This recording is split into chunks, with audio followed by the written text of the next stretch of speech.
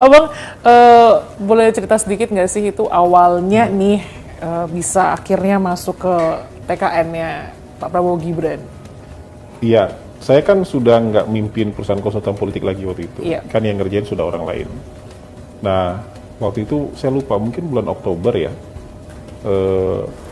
diumumkanlah daftar orang-orang yang mengisi tim kampanye nasional. Terus saya lihat namanya banyak kan. Terus saya bilang saya telepon Bang Dasko, Bang, saya ingin masuk jadi tim kampanye nasional. Jadi saya mengajukan diri. Oh, oke.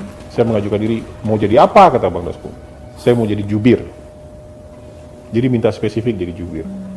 Memang saya minta spesifik jadi juru bicara.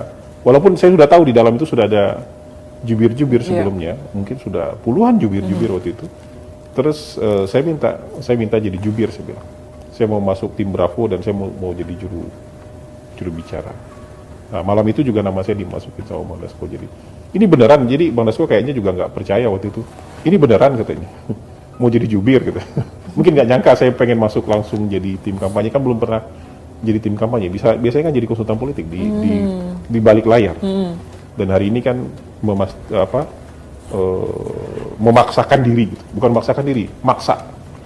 Saya mau jadi jubir gitu. Jadi Ngotot pokoknya ya. Ngotot mau jadi jubir, jadi taruhlah jadi. Jadi itu memang permintaan saya sendiri. Saya jadi jubir itu permintaan saya sendiri. Pas awalnya akhirnya terus ketemu sama Pak Prabowo? Oh, kalau sama Pak Prabowo jauh sebelumnya. Jadi saya ketemu Pak Prabowo itu mungkin Februari atau Maret 2023. Yang setelah sekian lama, dulu saya pernah ketemu tahun 2012 selama Pilkada DKI, tapi mungkin beliau nggak notice. Nah, pertemuan yang intensif lagi tuh Februari atau Maret 2023. Itu yang fasilitasi ya mayor yang punya banyak fans itu. Pak Teddy. dia apa? Itu kalau di survei Pilkada DKI jangannya tinggi juga tuh nilainya. Iya, mak semua fans sama dia sih. Nah, dia tanya, Abang mau nggak ketemu dengan Pak Prabowo? Saya waktu itu juga agak kaget karena selama ini kan saya nggak punya ekspektasi apa-apa karena rekam jejak kan. Rekam jejak kita kan ngelawan Pak Prabowo selama ini. Entah apa-apa yang kita pernah tulis soal Pak Prabowo, yang kita pernah katakan soal Pak Prabowo, pokoknya banyak negatif lah. Tapi Pak Prabowo berkenan ketemu. Oke. Terus saya bilang sama Mayor Teddy, kalau Bapak mau ketemu saya dengan senang hati mau ketemu.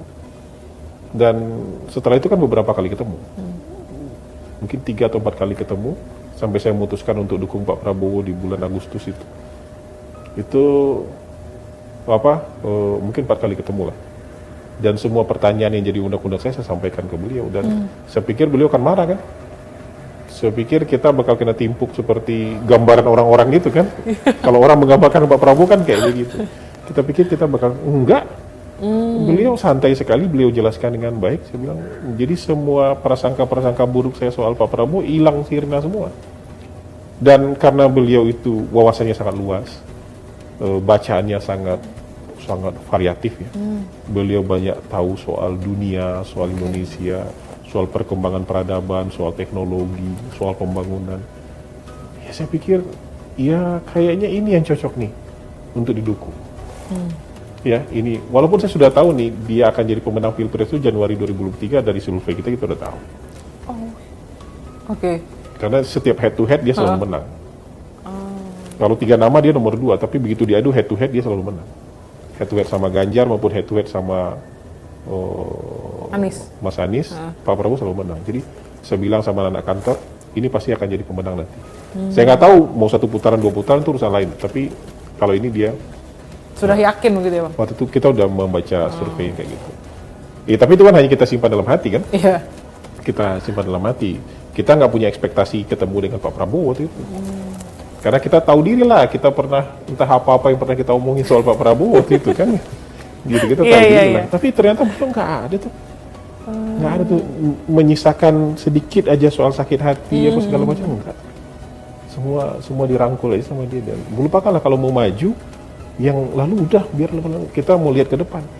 Cut off, yang lalu kita cut off, kita lihat yang ke depan. Buat saya itu sebuah jiwa yang besar yang habis itu buat saya ya sudahlah, menetapkan diri buat ini. Tapi waktu itu juga nggak ada ekspektasi sebenarnya bakal jadi tim kampanye segala macam. Oke, itu Bahkan jauh sebelum itu berarti jauh ya? sebelum itu, kan Agustus. Begitu keluar tim kampanye, terus agak miris juga nama kita nggak ada nih. Padahal udah ketemu. Akhirnya saya telepon, saya mau Oke, jadi jubir. dari Gitu. situ ya. Jadi maksa jadi jubir tuh maksa.